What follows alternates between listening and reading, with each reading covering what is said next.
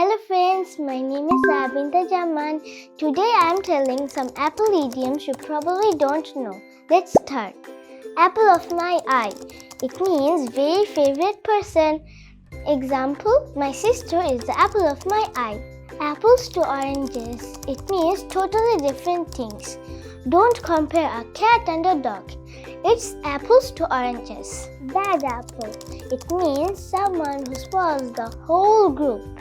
Example, one bad apple can ruin the whole team's reputation. Second bite at the apple. It means a second chance or opportunity. Example, don't worry, you will get a second bite at the apple. Apple doesn't fall far from the tree. It means children become like their parents. Example, she sings like her mother. English is always fun with Mojaru. Follow us for more. মজা শিক্ষা গুরু মজারু।